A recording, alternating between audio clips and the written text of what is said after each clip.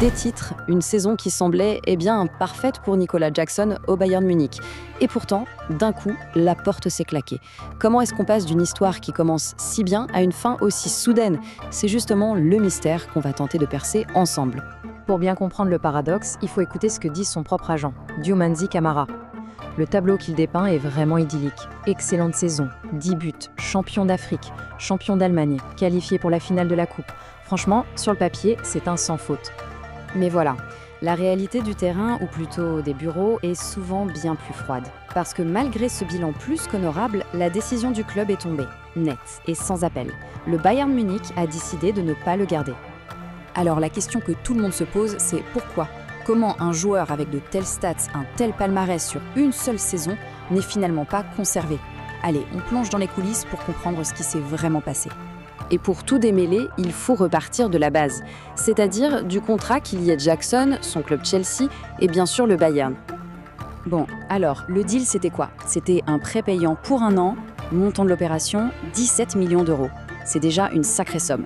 Mais le détail crucial, c'est l'option d'achat. Tenez-vous bien, 65 millions d'euros. Un montant colossal. Clairement, la barre était placée très très haut dès le départ. Et son rôle, lui, était très clair. Il n'arrivait pas en tant que superstar, mais bien en tant que doublure. Et pas n'importe qui, la doublure de l'intouchable Harry Kane. C'est un poste super important, bien sûr, mais aussi très ingrat dans un club avec une telle pression. On y arrive, le cœur du sujet. Pourquoi le Bayern a dit non? En fait, la réponse tient en 4 points, 4 facteurs bien précis.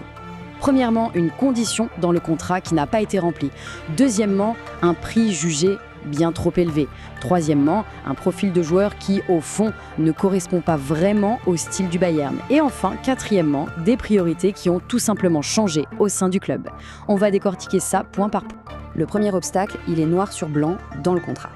Pour que l'option d'achat devienne obligatoire, Jackson devait être titulaire 40 fois. 40. Un chiffre que même les dirigeants ont fini par qualifier d'irréaliste. Donc, sans surprise, cet objectif n'a pas du tout été atteint. Et puis, il y a le nerf de la guerre, l'argent. 65 millions d'euros. C'est cette somme-là qui a fait tiquer et même reculer les dirigeants bavarois. Jackson a beau être un bon joueur, il n'a pas réussi à les convaincre que ça valait le coup de dépenser autant pour un joueur qui, dans le meilleur des cas, était destiné à être un remplaçant. Le troisième point, il est purement tactique. Et c'est là que ça devient fascinant. Jackson, c'est un joueur de profondeur. Il adore les grands espaces. Sa force, c'est la vitesse, les transitions rapides. C'est un poison pour les défenses. Le problème, le Bayern, ce n'est pas une équipe de transition, c'est un rouleau compresseur qui aime avoir le ballon, qui étouffe l'adversaire par la possession. Le style de Jackson, finalement, ne collait tout simplement pas au système de jeu. Et enfin, la toute dernière raison, elle est stratégique. Avec un budget qui n'est pas illimité, le Bayern a été obligé de faire des choix et Nicolas Jackson, il n'était plus tout en haut de la liste. L'argent qui était potentiellement prévu pour lui, ces fameux 65 millions, a été redirigé vers d'autres postes jugés plus urgents. Priorité numéro 1, un nouveau défenseur central. Et priorité numéro 2, un ailier gauche. Ok, maintenant qu'on a vu toutes les raisons qui ont poussé le club à dire non, revenons aux faits purs et durs. Qu'est-ce que Jackson a vraiment fait sur le terrain cette saison? Les chiffres sont là. 29 matchs joués, 10 buts marqués, 3 passes décisives.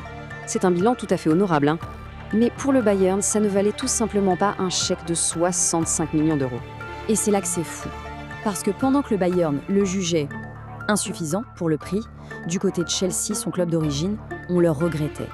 Une légende du club comme John Obi Mikel a même dit que sa présence physique et sa connexion avec Cole Palmer manquaient énormément à l'équipe. C'est quand même un comble. Alors la question se pose, quel est l'avenir pour un joueur qui est jugé indésirable en Allemagne, mais qui est regretté en Angleterre?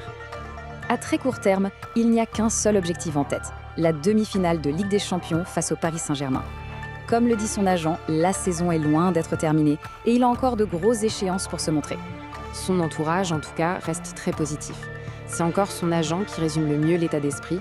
L'avenir, qui peut le prédire, il faut faire confiance au processus, tout est possible. La question reste donc ouverte. Est-ce qu'on va le revoir porter le maillot de Chelsea, là où il semble finalement attendu? Ou est-ce que cette expérience en Allemagne, même courte, va lui ouvrir les portes d'un autre grand club européen? Une chose est sûre, le prochain chapitre de la carrière de Nicolas Jackson promet d'être vraiment passionnant à suivre.